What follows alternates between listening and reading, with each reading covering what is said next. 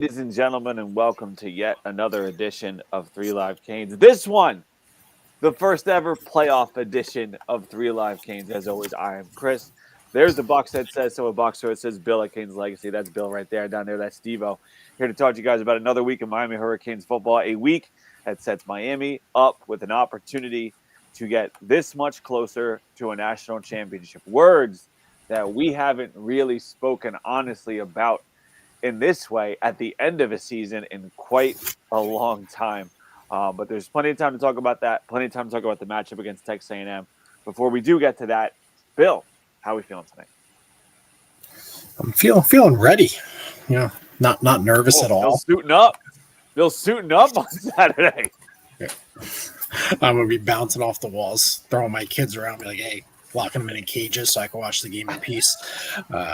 But, you know, kind of just put it in context. This is the third biggest game of, like, my Miami Hurricane fandom that I was alive and, like, coherent for. I wasn't, like, a baby. You know, the 01 Natty, 02 Natty. You know, this is third, right? Those mid-90 games I really don't remember. I was, like, 4 or 5 years old. So maybe there's a game in, like, 99 or 2000, but this is the third biggest game of my lifetime. I'm gonna go to Steve. I'm gonna think about that for a second. But Steve, how we doing? I'm big vibing. It's been a great week, great training sessions, great flag games. I'm ready to roll. We got playoff football for the first time in Miami Hurricanes history. Should have probably got a taste of that in 2017. Did it go that way, and we've never been close since. And now that we're here, it's kind of surreal. I'm just ready to play, and I think we're we're going to match up very well. Even though Texas A&M is definitely a talented team, going through the film with them in Texas, they're fast, they're physical, but you can wear them down. They're giving up 200 rushing yards, multiple times this season. So I think this is the perfect team for Mario to let Beck just do what he has to do, but consistently also pound them because they've shown on tape that they can wear down. All right. Hey, the good stuff you like to hear about. Like if you can beat him up a little bit, Mario wants to do that if he gets the opportunity to. And then when you get opportunities for big plays, you take it. But there's that's all the different things that we're going to discuss here. We got a long time. We got an hour to talk about, all the different aspects of this game. To Bill's point, just before we head over to the intro, but to Bill's point, I mean, as far as knowing the stakes of the game and when the game is in the season, like, it would have to be, I mean, does 94, obviously 94 is one against Nebraska in the Orange Bowl that year, but I mean, like, coherent. I was 6 years old. I didn't know. Yeah, like, understanding what's going on, we'll call it like 97, 98 is the start. This is probably the third biggest one. I mean, I'll go to CF Kane fan if he remembers, if he might remember one because he's been around. But yeah, I mean, we're definitely looking at the biggest game that the three of us since we've been doing anything. 95. So yeah. Yes. I'm not saying I'm 1995. Oh, yeah. So it's definitely the biggest game I've ever seen. Like coherently wise. Yeah, of course I watched the 01 Natty and the 02 at the crib. But it's crazy. It's crazy to think about, guys. It's crazy to think about. And we get right into it. 12 o'clock. Like that's so perfect. Like, am I even gonna watch the rest of the games? I'm gonna know by 3:30. Yeah, I mean, there's really not much of a need to watch the other games. Those are like 20-point spreads. It's kind of ridiculous, but Friday's Oklahoma, right? Friday's Oklahoma, Bama. Yeah, Friday is Oklahoma. Yep. Oh, Port Knox graduated high school in 95. All right, well, hopefully you got your bifocals on for this one, Port Knox, because it's going to be a big one. Miami getting an opportunity to play in the playoff here, and we're going to talk about it here on 3 Live Canes. This is for the national championship for Nebraska.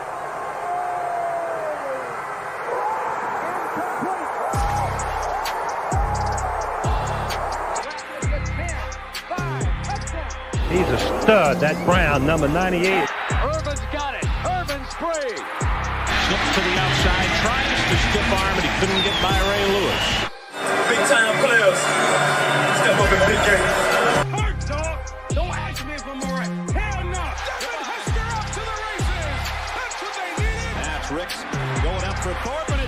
it near midfield. Sean Taylor's got another one. Who else? Who else but Sean? Who else but us here? And got the old starter jacket on. Remembering the good days. Break the starter jacket out. Like that, Steve-O? Yeah, that's swaggy. I ain't never seen one of those. This is absolutely older than you, Steve-O, this jacket. It's probably like 93 or something, this one, but it's a great one. I had this on shoveling snow this week, so I had this ready to rock and roll. Yeah, put it in work. Anyway, but hey, big opportunity for Miami. I don't think we don't need to really set the stage for any of you guys out there at home with the opportunity of a lifetime for Miami. A lot of these players, you know, we have a guy in Carson Beck who's been through this before. He knows what this looks like. He knows what this feels like. The rest of that Miami team, like these are guys that the last really major game they've played in, game with this kind of stakes for them personally, would have been in high school state championship games, and now I have the opportunity to be the best team potentially in college football. So, great. Just for you guys, let's just like talk about it for a second in terms of like scope, because we mentioned it a little bit before the intro. But Steve-O, what do you think having Beck, with his experience, with what he's been through, with the level he's gotten to, how important is that for Miami? Because as good as Marcel Reed has been at different times this year, like there's no excuse or there's no way to replace having that kind of experience, right? I mean, having somebody who's obviously he's played when SEC championships kind of mattered. You know, he played in big games. He's also played in the playoffs. So yeah, it's different approaches from maturity standpoint. I think that also inspires players around him. You know, that they're going to expect him to play well. And let's be real, he's been hot for probably 5-6 games. You know, you could argue 7. If you take out some of the stuff he made versus SMU, the mistakes part of it, but that was probably one of his honestly best days outside of the mistakes, and one being a dot that was dropped that turned into an interception. So it's definitely very, very reassuring to have that poise, and I think they could lean on that during the game. I think that preparation-wise, you know, this team is locked in-wise. So, I mean, yeah, does it help from a leadership standpoint? But I think it's going to make its biggest impact when the game, you know, the whistle's been blown and the first ball's been snapped. Because when the first thing that goes wrong, you know, that's when when they're going to look at him and he's telling them, yo, it's a long game. We got this, that type of thing. I think that's when that championship experience and those big games, that's when it's going to, you know, give the biggest impact once the ball's already snapped. Bill, thoughts on the same concept, same question? Yeah, I mean, you talk about like experience, you know, quite a bit right at the NFL level. You know, it's kind of a new thing for college because the playoff is such a grind, you know, with kind of how it's set up. But, you know, he's been played in all these SEC stadiums except Texas A&M, ironically. So this will be kind of his first time there. But, you know, he's played in, you know, these big games, you know, these loud environments. So especially for a team that, you know, is relying on quite a few younger guys, right? You know, Tony Pringle, you know, some of the guys on defense too is, you know, second-year guys. So it's probably just like a calming effect, especially, you know, with the way Beck approaches it. So I think if, you know, that first drive, if, you know, we don't go down the field, even if we just get a field goal, you know, I think that's big for this team's confidence. Are you like thinking about where this team is? Like, because Miami, I guess you could argue, hasn't played in an environment like Kyle Field, just based on the nature of like what we do. I know that Steve already like ready to go, but like in terms of these like humongous stadiums, and you have all those weirdos doing their crazy stuff before the game, they're like yell practice or whatever stupid stuff that is. But does that concern you at all, Bill? It's a factor, right? Just from a communication standpoint, because you might have to go to, you know, silent count, which, you know, gives, you know, an advantage to the D line. You know, does it turn the tide of an entire game over 60 minutes? Maybe, probably not. But again, it's probably something that we can even control, right? Like I said, you go down, you score a touchdown, right? That first drive, you get them go 3 and out. All of a sudden, that decibel level starts to come down a little bit. But it is a factor. To say it's not is, you know, probably not giving it enough credit just because it is, you know, 100,000 plus people screaming their heads off. So it does change the communication and probably, you know, the pre-snap approach to the offense. Steve, how about for you? I saw you smirking a little bit. So That's just because that's all Texas A&M want to talk about is their damn stadium. But yeah, obviously 100,000 people screaming is a lot. Let's just be real.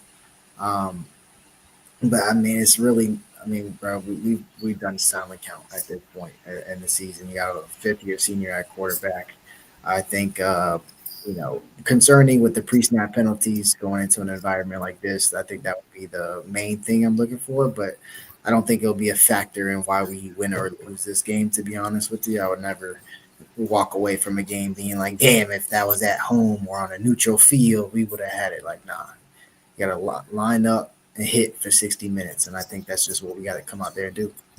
yeah, and to CF Kane fan, like Bill said, you start off, you get a field goal, whatever it is, like a big play opportunity. If you are able to get out there, score early, set a tone from the beginning of the game, then obviously you have an opportunity there. And luckily, you talk about matching up these teams against each other, and obviously it's our offense versus their defense, and vice versa. But just looking at these two offenses, I mean, you have very different quarterbacks, but at the same time, quarterbacks who have both produced at a high level for long stretches this season. You have a guy in Marcel Reed for A&M who, like, if you look at the South Carolina game, I think that was a game where you kind of saw both sides of who Marcel Reed can be. Against Texas was more of like the downside of it, which is a big reason why they lost. But you saw Marcel Reed make mistakes. His offense kind of like let him down a couple of times, but then at the end of the game, he played basically out of his mind and was able to pull that team back. Miami, very different quarterback, but also has a variety of skill options on offense at the receiving position that can go out there and make plays. Steve-O, like looking at the skill guys around the quarterbacks, who do you say has the advantage? Like who has the more dangerous group of playmakers, would you say? Because the Texas A&M, like they like to talk up their receivers quite a bit. Oh no, they like that, and I've watched Texas A&M throughout the year, not knowing we were going to be in the playoffs playing them. And Mario Craver, number one, is fast as hell, and he's pretty talented. And we all know what KC Concepcion is about. We've seen him up close and personal at NC State. He's a playmaker. He's a guy who's put 3 return touchdowns. He's just explosive with the ball in his hands. He's exactly who he Texas A&M paid. Let's just say that. He's exactly who they bought. So there's probably no buyer's remorse there. They have that. I don't know why Texas A&M media is posting it. Did you guys see the videos of their number 3 receiver, number 3, hobbling at practice? They're like with like a tape job that would bro. He's like Roman, like a robot. what's his name? I forgot. He's number 3. There's a video out there that they posted. And they're like, why are you posting this? Like, yo, he's running a curl route, right? So you're snapping down, and his plant leg is just, oh my God, like he cannot move, and he's probably on a shot, and that's how it looks like. They might be down one of a big weapon, but they're loaded. They got a running back. Ashton Bethel Roman is the guy I'm talking about. Yep. Yeah, so he doesn't look too good. He's got some time. But I do think that's going to be a non-factor if we start playing aggressive with our corners like we do. It looked terrible. I don't know why they let media post that. I would never have let a team post that. I'm just being real. Mario would never let that happen. No, he would have been after us. Yeah. And no one likes, but they'll get after you even for saying some things, and like we've seen some aspects of that in the past, but like that, especially to post that up, it's crazy. Yeah, and there's 3 videos of him trying to go through their 15-minute, he's just running routes on air. But now you can't even say running, he's jogging routes on air, struggling. And I just can't believe you post that. Bill, thoughts on the skill talent for A&M and where Miami is? Like compare ours to theirs. Yeah, I mean they got some dudes, right? Like Steve-O was saying, guys that can really hit big plays and punish you if you miss a tackle or you kind of have a coverage bust. We have Tony, who's our big play guy.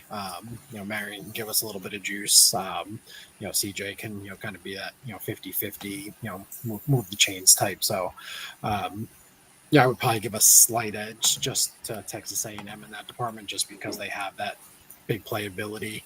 We're trying to be as objective as possible here as well.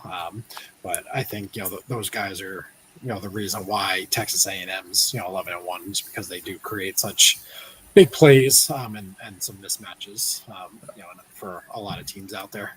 I do pick ours, by the way. I just didn't make that clear. Well, we know, Steve-O. I know. Yeah, got to. I mean, CJ fully healthy, another 2 weeks back after he just had topped some people crying about it versus Pitt. But he's healthy, and that's what he could do. Yeah, exactly. We're on the same page now. Marion, he's going to have to be playing with that same confidence that he's been playing with, having to step up in CJ's absence. You got Upshaw who could make plays. Every time you throw him the ball, he's going to make a play. So they're going to compliment Mally. And then, is it the game for Joe? Y'all boys, y'all on it in the chat today. Is it the game? Is it today? Is JoJo going to stamp his legacy, right now? Because, I mean, he's going to get the single coverage. Mally's going to get the double. CJ's going to get the attention. Marion's going to get the attention. JoJo, when you are out there, it's going to be a 1-on-1 matchup in this game. And I do predict that there's going to be a time that Beck throws it to him, because I feel like as much as we want JoJo to break out, I think Beck wants him to break out. Because he needs that factor in the offense, and then if it's not him, it's going to be somebody else. But I am hoping it's the JoJo show. All right, let's flip it over to the other side and think about, because now some questions in the chat popping up about how we match up with them defensively versus their receiving group. And CF Kane fan says, do we actually believe that Keontae will play? I mean, I hope so. I hope so. I don't know, but I guess the talk has been. I mean, I don't know. I don't know if I Mario bet you would will never see a video of Keontae Scott at practice. You better keep telling him he's going to play, regardless of what happens. I mean, the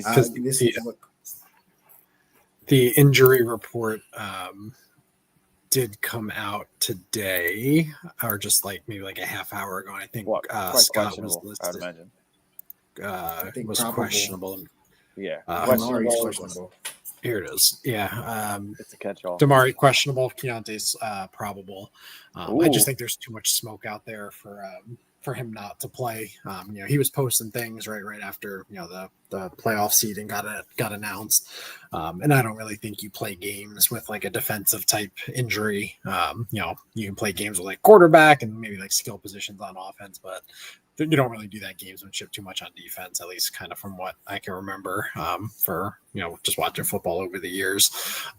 But he's obviously at one point, if you asked to rank the top 3 defenders for our team, some people may have had Scott number 1, number 2, definitely top 3. So huge to get him back. I think him and Jacoby really bring an element of intensity, to that defense. Bryce definitely filled in, more than adequately, right? The defense continued to roll. But Scott is a really, really good player. And he's a difference maker too. And I think you need that if you're going to, win playoff games, especially on the road.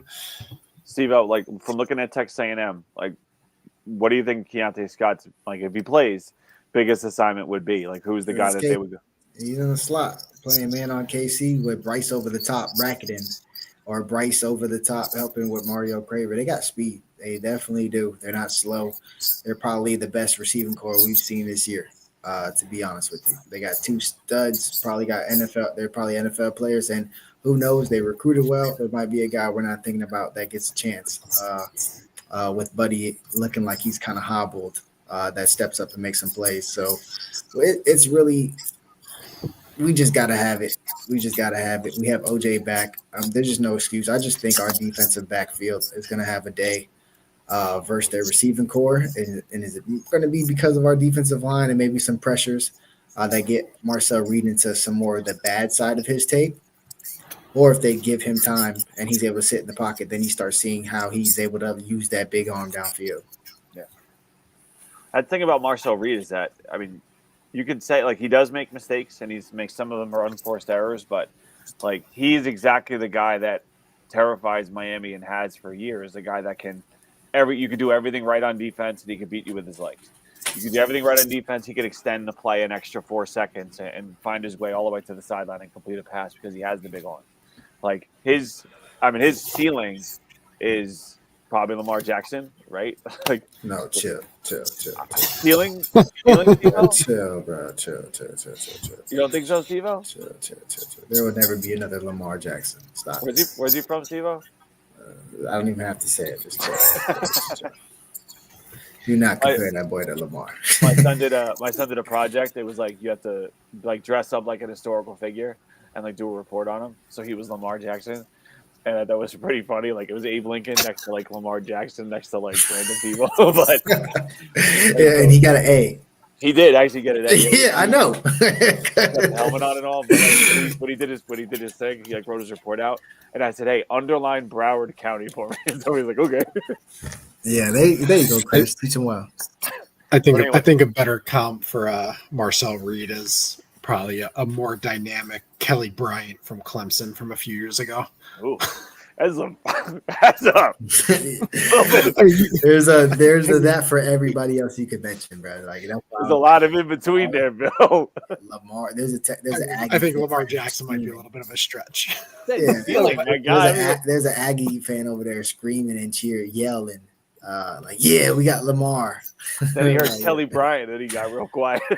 Yeah, that's more come back down to earth. He's definitely a true dual threat. Rush for 6 tutties, has like 500 yards rushing, so he could definitely rush.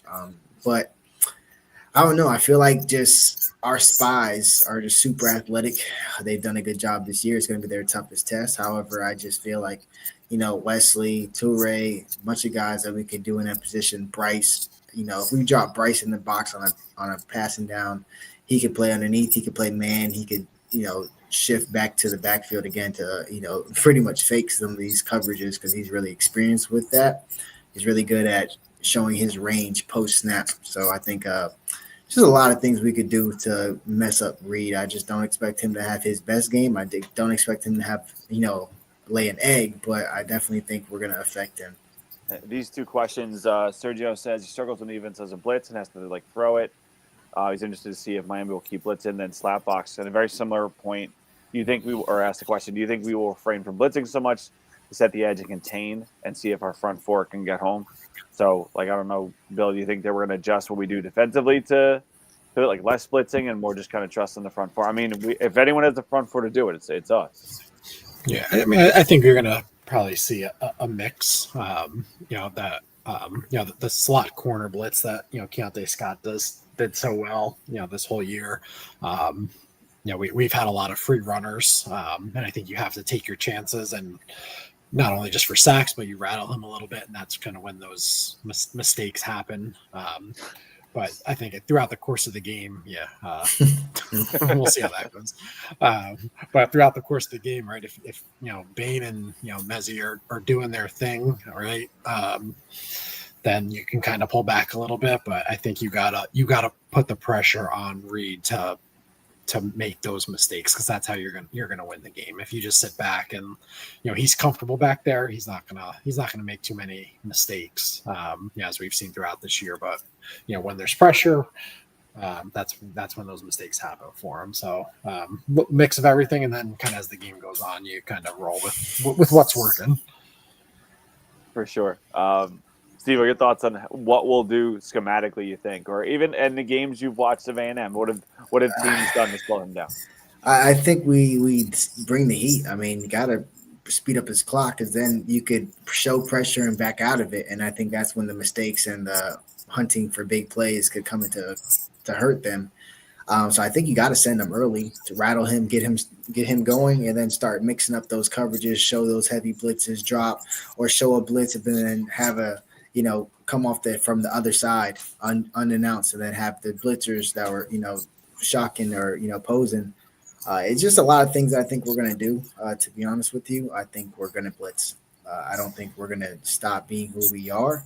But I do think you're going to see some scheme changes off the blitzes, though. We might have some different drops.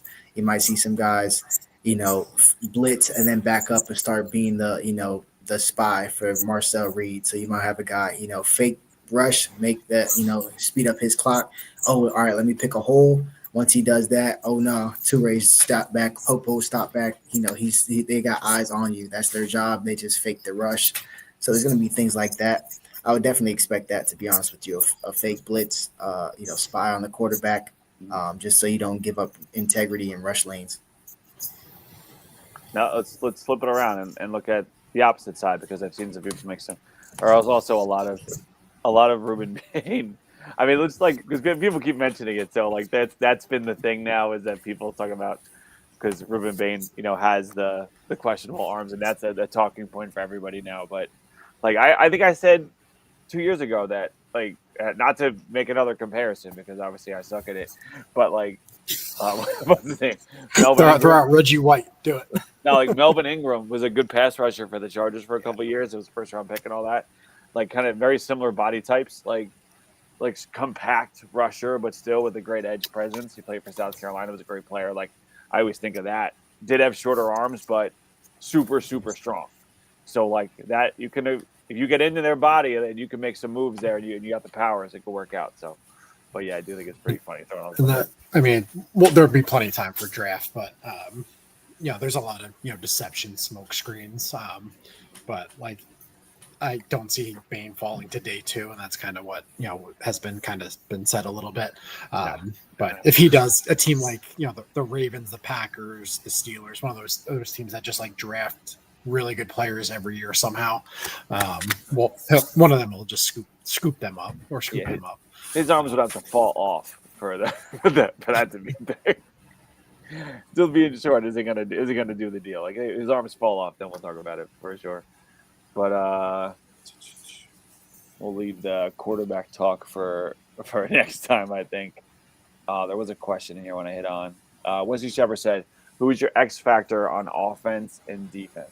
We'll go around side by side. We'll start with because we're talking about defense. Let's start with the defensive side of the ball. X factor on defense. Go to Bill first. Well, I like the beef inside, so I'll go with Justin Scott. One, we need to be able to contain the run, stop the run, and 2, right, we need those D tackles to help in the pass rush as well to make some of those mistakes, right. The pressure up the middle is kind of a quarterback's worst nightmare, and he's developed and took really big steps this year. Really, looking at him and Moten as being potentially at the top, defensive tackle duo in the country next year. So I think if he's playing well, the defense will be in very, very good shape. Oh, real quick, there's him doing his presentation. Lit. Steve-O, your thoughts? X factor on defense. I was actually going to pick Moten, so I'm glad Bill went D tackle and gave a shout out to him, because that's also going to be determining how much we blitz too. If our pressure inside on the interior is consistent, you don't need to send that extra guy. You don't have to fake blitz a Toure or a Popo or whoever, or Wes, and then have him drop as a spy when he could just have odds on the quarterback the whole time. Because that's the fake. See ball, get ball. Simplify that. So definitely was going to go D tackle, but since he did that, I'm going to definitely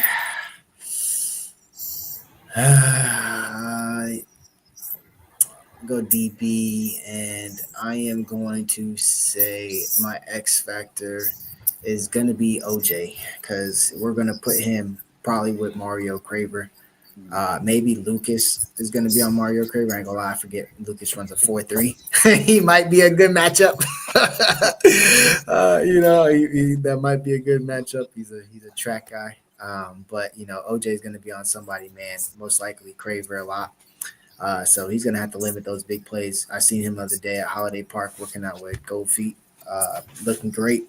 To be honest, looking like the OJ that we love to see. I think I was gonna go OJ, so because there's got to be someone out there like an OJ's healthy, ready to roll. So, but I'm gonna go with Bryce, because I think it's gonna come down to our ability to make, like, who's making the big play on defense, who's gonna capitalize on the mistake, and of all the guys we have in the secondary, like, far and away, he's the guy that I would believe in the most when it comes to capitalizing on mistakes. I mean, his instincts are Cam Kitchen's like, right? Like, he's able to understand like that, what's going to happen with the ball, where to put himself in a position to make plays better than just about any guy we've had in recent memory. So I mean, it could be a game where he gets an interception at a time where Miami scores deep in their side of the field. They get the ball back and bang another interception, another touchdown. Like, game changes, game ends, crowd starts filing out of the building, going back to whatever they do in College Station, Texas after that one. So I'm going to go with him, get an opportunity. Let's flip it over to the offensive side of the ball because we're going to talk about offense here in a second anyway. So offensively, let's start to talk with who our X factors are. And for this one, now that all the receivers are on the board, I'm going to go to Steve-O first. To be honest, I'm going Brockmeyer. Like, you have to. This has to be the best game you put on tape, bro. This has to be the best game you put on tape, bro. For us, we need to duo the life out of them, and that's a big part of what Brockmeyer has to do for us to be successful. So if you see Brockmeyer not getting manhandled, inserting his will, like we kind of seen him getting that groove late in the season, if you see him and Coop double teaming, him and Pancake double teaming, getting up to the second level successfully, and Mark's getting 5 yards a pop, and he's getting contact yards after. Then you got Pringles scooting through.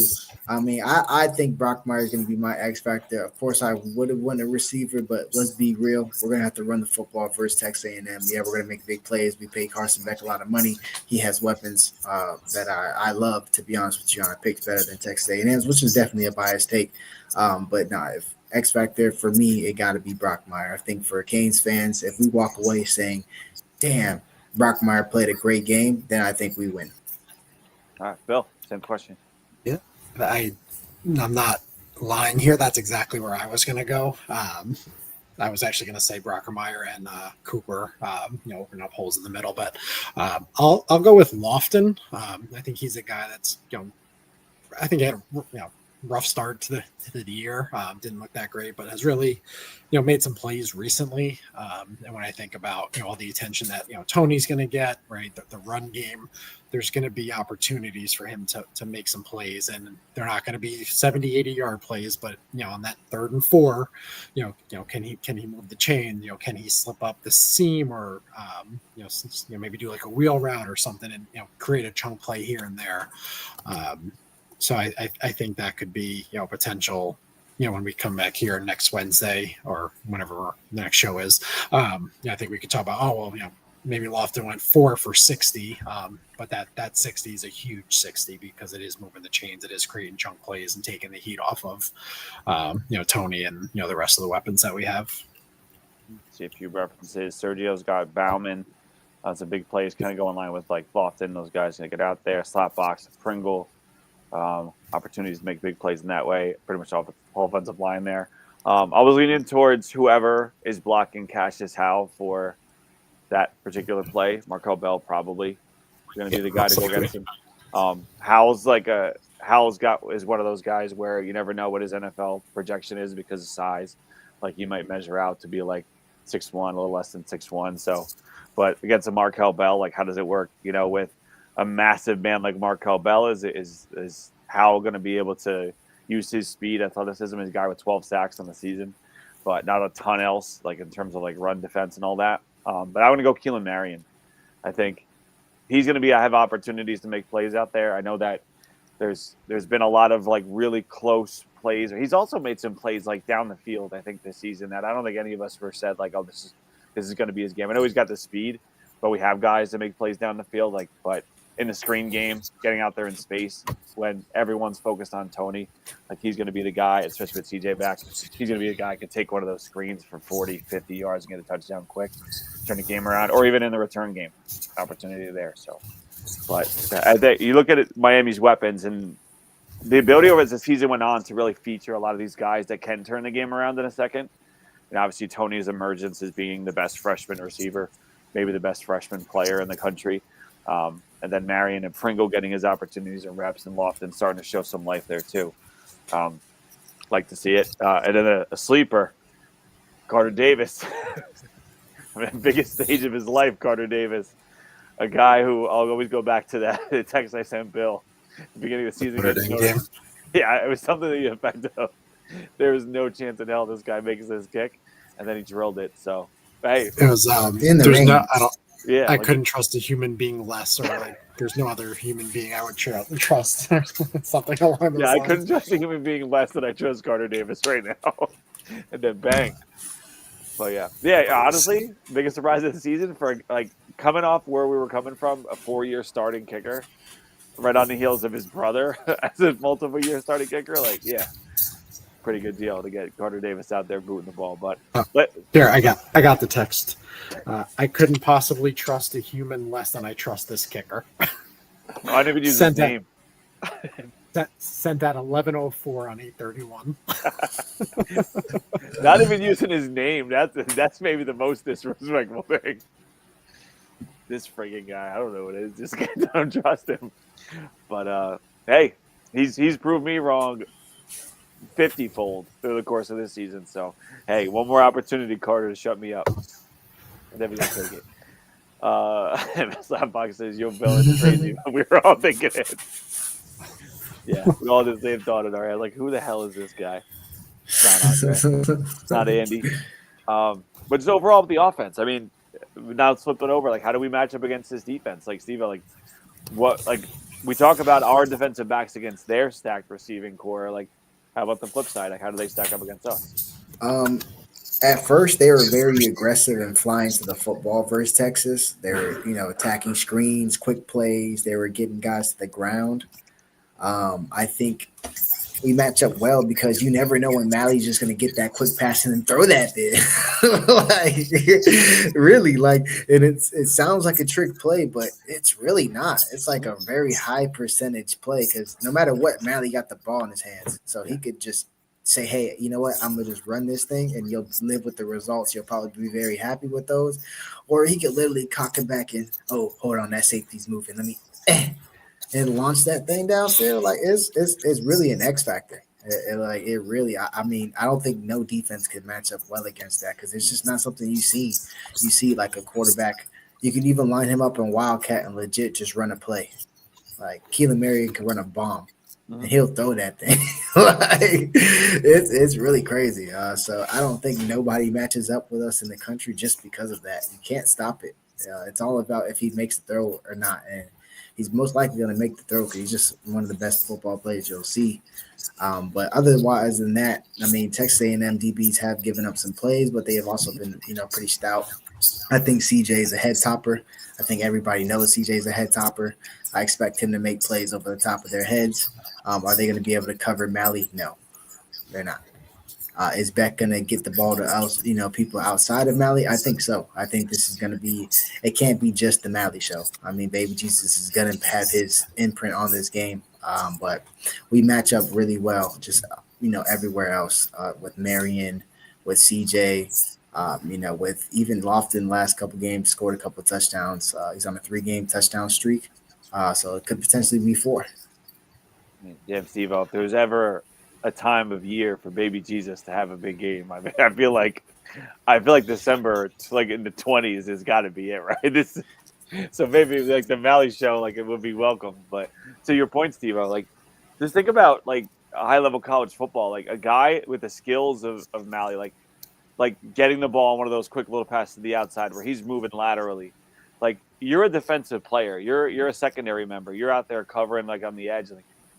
How much does it hurt you, like in your ability to make that play, knowing this guy moves at the speed that Mally does, with the agility that he does, knowing he could throw it over your head or go up to get him? Like, what situation does that put a defender in? You're in a bind because he's pressing the line of scrimmages. He catches the ball laterally and starts going forward and starts pressing that line of scrimmage. So now you're attacking your block. You're getting engaged with that receiver, and then he hits it slips under you, and you're like, shit.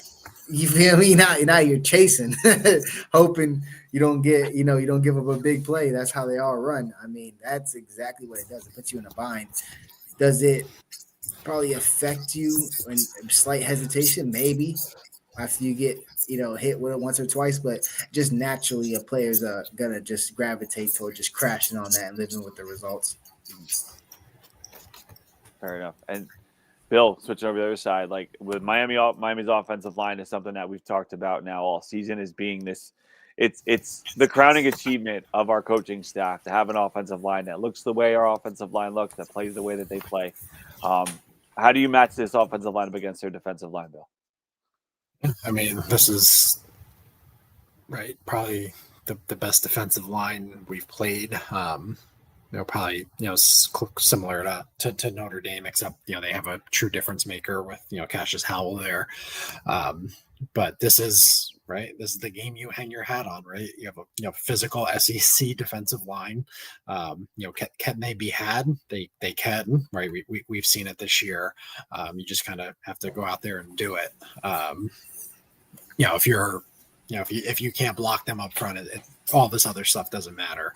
I don't foresee that happening. Maybe we may have to help Marco Bell with chipping or whatever, but you got to be able to run the ball. If you're constantly at 1 or 2 yards, right, running on first or second down, putting yourself in third and long, it's going to be a long day.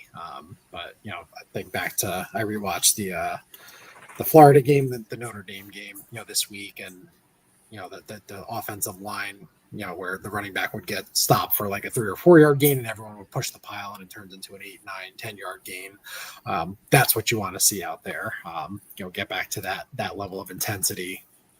And then just protect back, just like we're talking about, Reed making mistakes.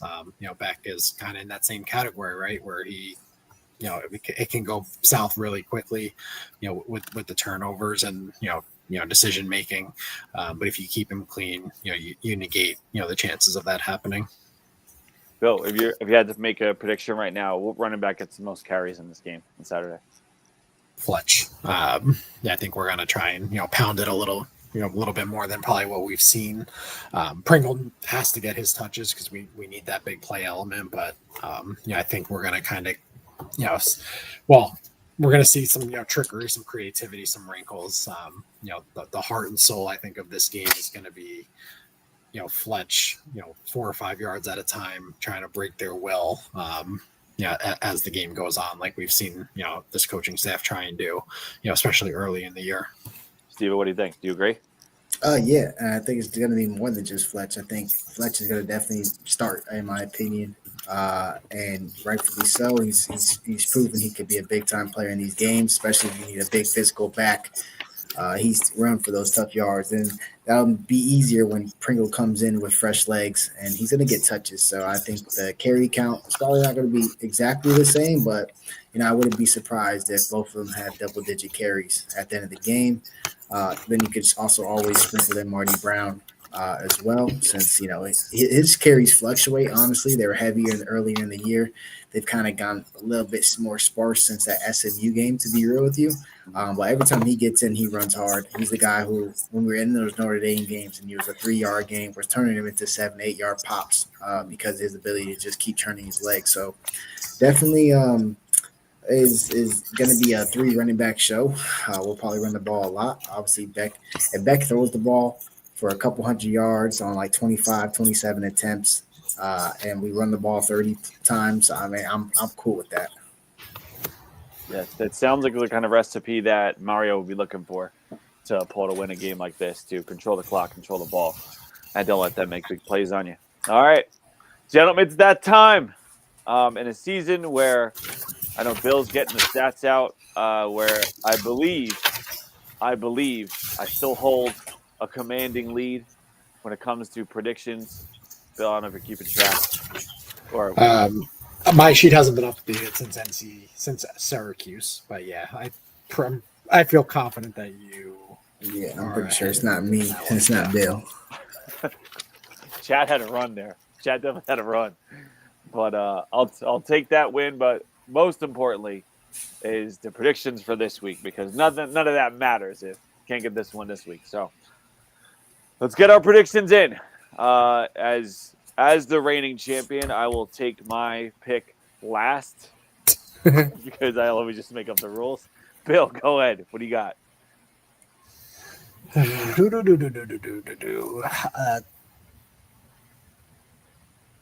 27-24 Miami.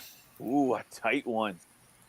Tight one for old Bill. He almost thought about going the opposite direction. Saw it in his eyes, right, Steve-O? You saw that in his eyes for a second. Saw it. All right, Steve, I what do did. you got? I got 38-24. 38-24. 38-24. Miami, obviously. Miami. Wait, that would have been a wild We could be upset. playing the Could you 85 imagine- Bears, and I would know you're picking Miami. I bet. Could you imagine if Steve-O just dropped 38-24 A&M right now? Stop the show, I think. That'd be it.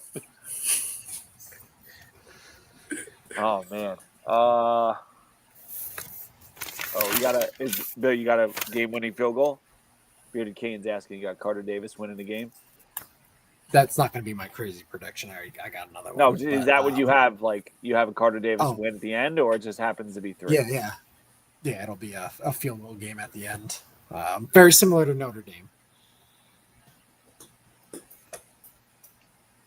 I'm going to go...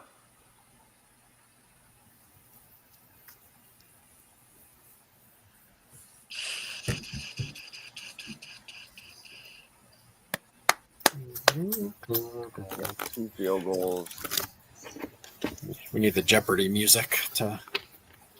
I'm going to go... You had like 30? 3 weeks. No, not 3. Shut up, Bill. The champ needs his time. I'm going to go 34... Ah, damn. Someone said it, but I'm sorry, CF Kane. I'm stealing your pick. 34-17. 34-17 Miami. The disrespect for Texas A&M. I think it's going to be 27-17 until late, and then I think it's going to be like a pick six or a big pop-off play at that, like with like 3 minutes left or something to kill it. But 34-17. Got the chat running. CF Kane fan has that one, which I stole from him. Slapbox 31-24. I'll go 34-20. Go 34-20 so I don't steal CF King.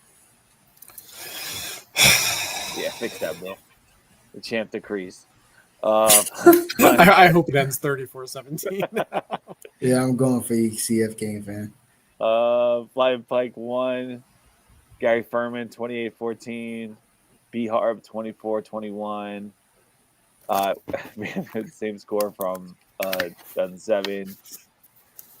Sheet. All right, we want to go see if Kane fan for the chat pick. Just go. What the hell? Yeah, why not? Watch him beat the champ. Go ahead. It's me versus CF Kane fan right here. Start dropping the crazy predictions. Yes, throwing your crazy stuff in there. Steve-O, do you have a prediction from anyone else in your home right now? Want to throw a prediction in? Bay.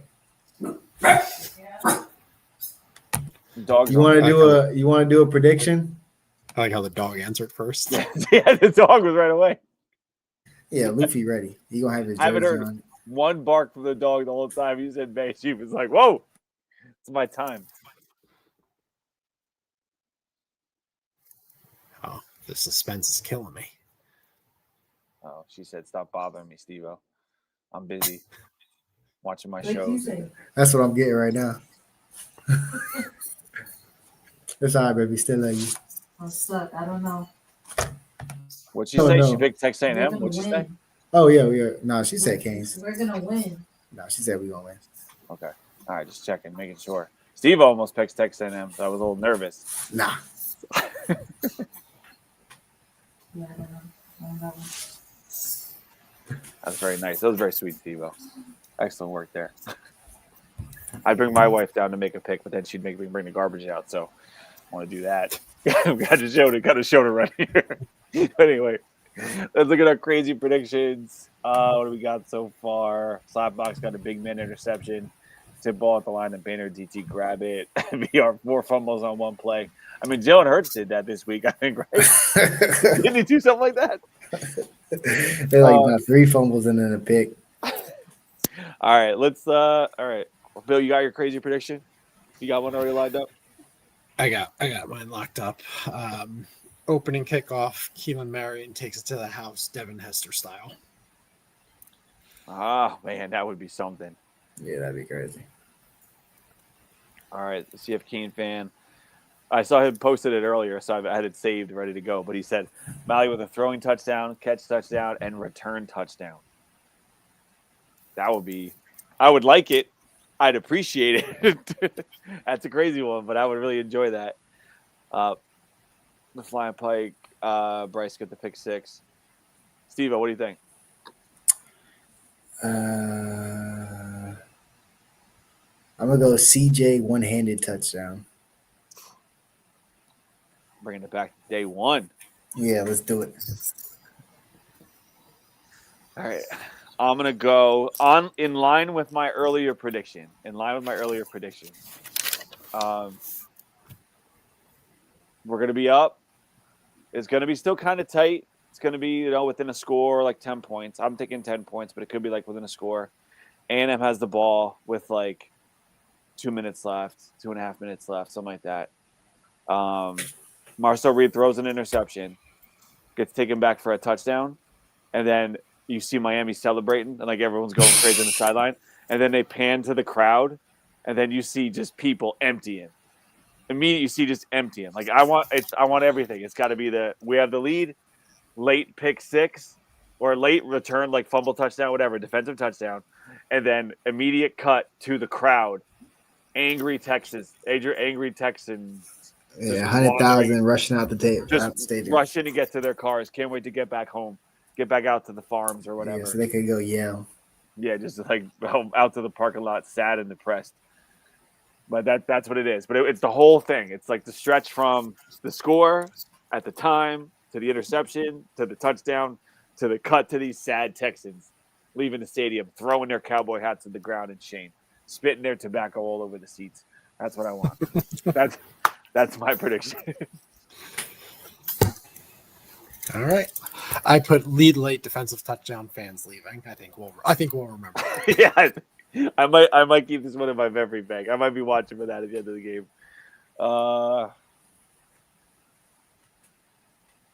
What? There's yeah. Is this real Apparently. Gary Furman or like our resident fake Gary Furman? I could see our Gary Furman saying that. The horses they do like the pregame show or whatever with, apparently they put them on like the sideline and they just like poop and pee everywhere. Yeah, they're defecating. Yeah. So something to keep an eye on. Yeah. Could be And he knows on apparently. He got good seats. I was wondering why these tickets are so cheap right here in the front row. All right, guys. Hey, set the table. We got We the need a crazy. out. What? We need the chat's crazy prediction. Oh, chat crazy prediction.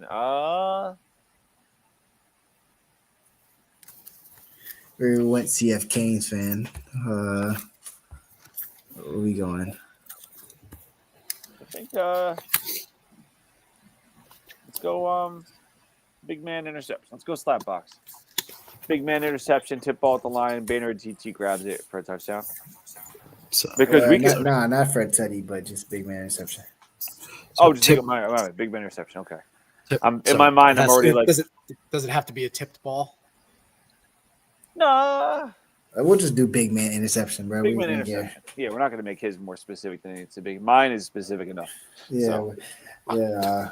Moten dropped back into the deep thirds and caught a pick. Like that's not gonna happen. So Over the shoulder, just go. yeah, one hand. Cuts off Casey Concepcion. Commercial break. Oh man. You just pick out Casey Concepcion and throw him into other guys trying to tackle him at that point. But yeah, that's a good one. I like that one. Well, hey, we're here, guys. We're here. Like we talked about the game. We're excited for the game. Everyone out there is fired up. It's all I would say is like I don't do a final thoughts for the people, but like really enjoy this one, guys. Like enjoy the lead up, enjoy these next couple days. Like I love the fact that we weren't playing for 10 days because I got to spend my first couple days making fun of Notre Dame, then spend my next couple days just being happy with the process, and then the last third of days just thinking about Texas A&M, what's going on Saturday. My wife came to me a couple days ago and she said, "Hey, we're gonna have a Christmas lunch this weekend." I'm like, with our friends and family or whatever. And I was like, "Oh yeah, what time? Or when is it? Saturday? What time?" She said 3:00. I'm like, "Oh, gonna be late for that one." Not gonna make that one on time. And then my son heard me and he was like, "Yep, me too, Mom." Is what it is. Canes are more important. Got a lot of stuff to do. Got a lot of games to watch. A lot of football to win to come this weekend. But before we get out of here, Bill, final thoughts for the people. It's here. Just the culmination of years of hard work and from the coach, not from us, but from the coaching staff, the players, the personnel department, the whole university. So it's really an opportunity for us to take that next step right into that national relevance and go out there and compete for a national championship, because that's what this program is about. So we got a couple of days, probably gonna be a long 72 hours or so, but just enjoying the process. And then once high noon comes on Saturday, it's gonna be special. It's gonna be special. Hey, like we said, for a lot of you guys, I mean, I forgot who said he was born in '98, but like literally, this is the first time in your lifetime that, like, since you can remember, like, things that happened in the world, like that for you guys and for a lot of your fans out there. Like I mean, Steve, there might be someone out there who was born in 2002 and is sitting here as a college graduate watching this show, saying, "Man, Canes really haven't done it in my lifetime, huh?" Like, Yeah, that's what my little brother tells me. Crazy. 19 Crazy. years of mid. This is it. This is it, guys. This is like once in a lifetime, first in a lifetime, whatever you want to call it. But here's your opportunity to go do something. So enjoy this game. Steve-O, final thoughts for the people. Yeah, I mean, it's playoff football for Miami Hurricanes, something that was first time to be said, and I'm just happy to be here. I'm just happy to be here. We made it to the playoffs. It was kind of like, ACC championship or bust, make it to the playoffs and bust. So we stroke out on the ACC championship game because of some stupid tiebreaker. I completely think we roll Virginia in that game and just get the automatic bid, and then don't have to worry about this whole at-large thing. But whatever, we still overcame, and it's a credit to the team, because if they would have spiraled after that second loss to SMU, we would not have been in. Us winning those games in dominant fashion and dominating throughout the majority, if not the entire game, was definitely a factor to get us in. Yeah.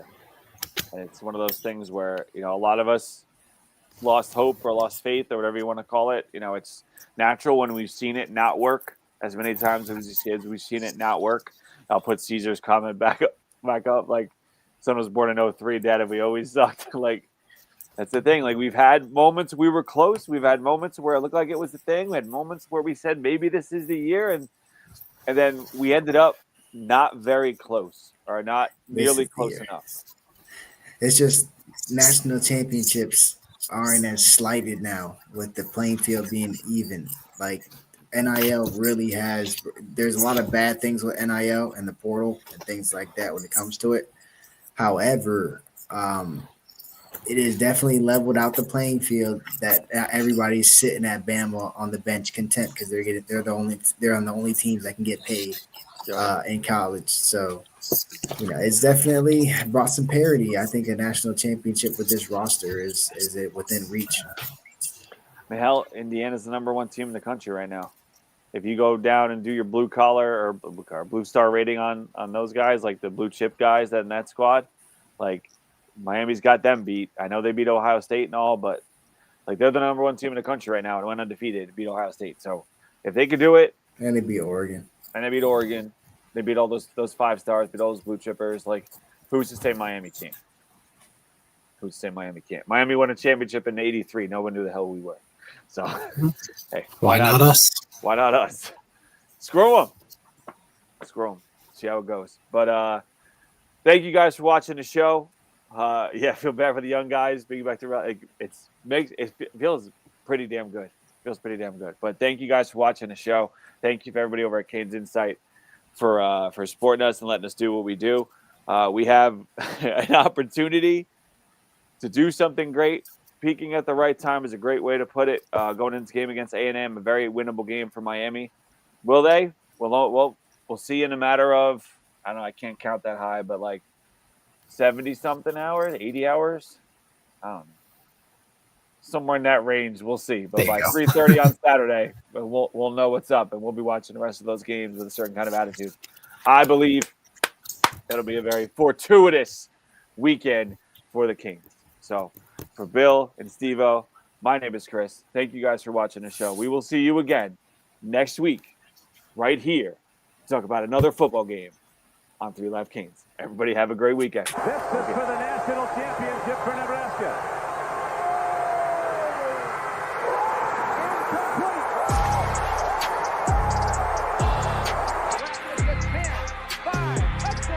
He's a stud, that Brown, number 98. Irvin's got it. Irvin sprayed. Slips to the outside, tries to stiff arm, and he couldn't get by Ray Lewis. Big time players. Step up in big games. Hard dog. Don't ask me for more. Hell no. Husker up to the races. That's what they needed. That's Ricks going up for 4.